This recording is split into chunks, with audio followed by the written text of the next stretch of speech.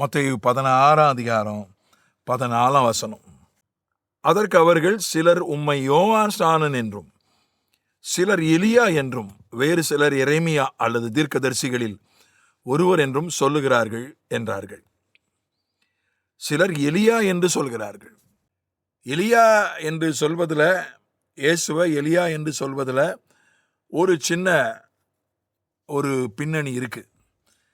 ஏன்னா மல்கியாவினுடைய புஸ்தகம் பழைய ஏற்பாட்டினுடைய கடைசி புஸ்தகம், கடைசி பகுதி எலியாவோடு கூட தான் முடிகிறது. எலியாவை பற்றிய ஒரு குறிப்போடு முடிவடைகிறது.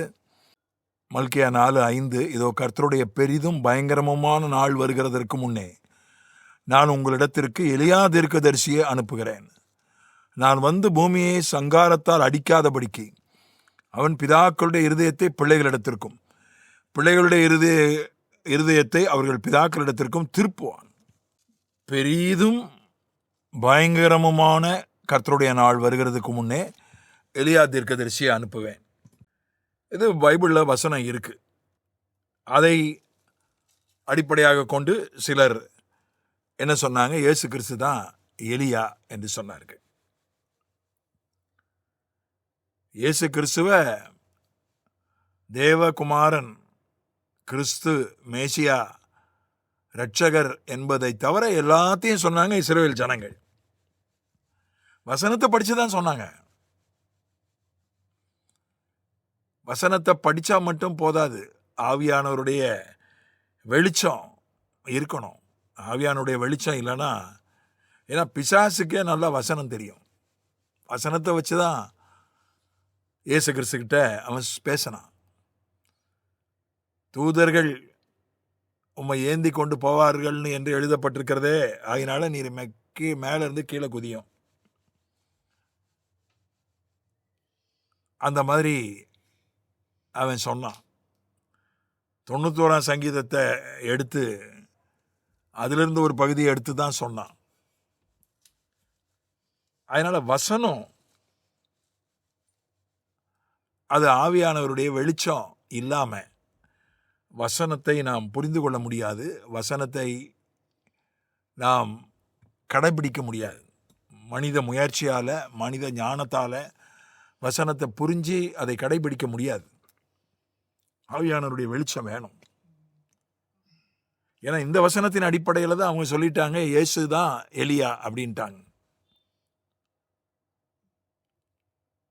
பரிசுத்த ஆவியானவர் தான் இயேசுவை நமக்கு காட்ட முடியும்.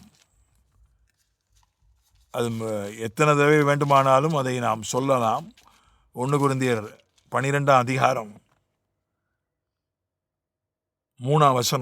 ஆதலால் தேவனுடைய ஆவியினாலே பேசுகிற எவனும் இயேசுவை சபிக்கப்பட்டவர் என்று சொல்ல மாட்டான் என்றும், பரிசுத்த ஆவியானாலே அன்றி இயேசுவை கர்த்தர் என்று ஒருவனும் சொல்லக்கூடாது என்றும் உங்களுக்கு தெரிவிக்கிறேன். 1 கொரிந்தியர் 12:3 அதனுடைய 2வது பகுதி, பரிசுத்த ஆவியினாலே அன்றி இயேசுவை கர்த்தர் என்று ஒருவனும் சொல்லக்கூடாது என்றும் உங்களுக்கு தெரிவிக்கிறேன். எவ்வளவுதான் பைபிளையே ஒருத்தன் கரைச்சி குடிச்சிட்டாலும், எவ்வளவுதான் ஒருத்தனுக்கு நம்ம ஆதாரங்களை, இயேசு கிறிஸ்து வாழ்ந்ததற்கான ஆதாரங்களை எடுத்து காட்டினாலும், பரிசுத்த ஆவியானவர் கிரியை செய்யலைன்னா அவன் இயேசுவை கர்த்தர்னு ஒருத்தனால நம்பவே முடியாது. எவ்வளவுதான் அப்போலஜெட்டிக் இவாஞ்சலிசம் இருக்கிறது, அது நல்லது, அது தேவை. அதன் மூலம் பலர் ரட்சிக்கப்பட்டிருக்கிறார்கள். என்னுடைய 2 மகன்களே அப்போலஜெட்டிக் இவாஞ்சலிசம் ரவி சக்கரிக்கா அவர்களுடைய ஊழியத்தின் மூலமாகத்தான் தொடப்பட்டார்கள்.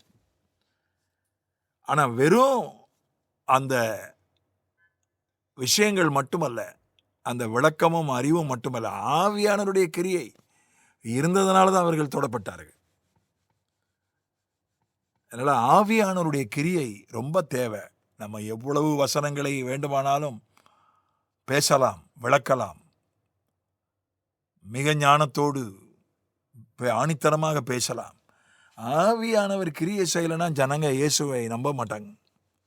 ஆவியானவருடைய கிரியை தேவை. அதனால ஆவியானவருடைய கிரியைக்காக நம்ம ஜெபிக்கணும். நம்ம ஏதோ இது மார்க்கெட்டிங் மாதிரி இல்லை. மார்க்கெட்டிங்கில் பார்த்தீங்கன்னா அவ்வளவு டெக்னிக்ஸ் இருக்குது. மார்க்கெட்டிங்கில் என்னென்னமோ டெக்னிக்ஸ் இருக்குது. நான் ஒரு சூப்பர் மார்க்கெட்டுக்கு போயிருந்தேன். வழக்கமாக இருக்கிற இடத்துல போய் அந்த பொருட்களை தேடினேன். வழக்கமான இடத்துல இல்லை, மாற்றி அடுக்கி வச்சுருக்காங்க.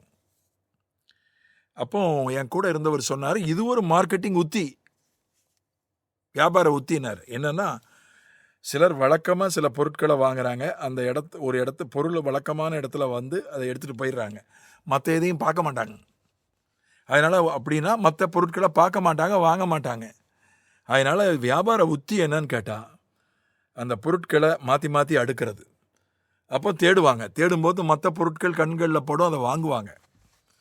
என்னென்ன வியாபார உத்திகள் இருக்குது பாருங்கள். அடுக்கிறது ரொம்ப கஷ்டம். நிறைய பெரிய சூப்பர் மார்க்கெட்டில் பொருட்கள் நிறையா இருக்கா, மாற்றி அடுக்கிறது அது பெரிய கஷ்டம். வேலை செய்கிறவங்களுக்கே கூட அந்த பொருள் எங்கே இருக்குன்னு தெரியாமல் போயிடும் மாற்றி அடுக்கினா. ஆனால் அவ்வளவு கஷ்டப்பட்டு வியாபார உத்திகளை அவர்கள் கையாண்டு பொருட்களை வாங்க வைக்கிறார்கள். அந்த மாதிரி உத்தி இல்லலாம் ஒருவனை ஆண்டவருக்குள்ளே கொண்டு வர முடியாது. ஆவியானவர் கிரியை செய்யணும். இல்லைன்னா அவன் எல்லாத்தையும் படிச்சுட்டு என்ன சொல்லுவான், இயேசு கிறிஸ்து தான் எலியான்னு சொல்லுவான். ஆகவே பலத்தினாலும் அல்ல, பராக்கிரமத்தினாலும் அல்ல, என் ஆவியினாலே ஆகும் என்று அவர் சொன்னதை எப்போதும் நினைவில் கொள்வோம். ஆவியானவர் நிச்சயமாக கிரியை செய்வார். ஆமென்.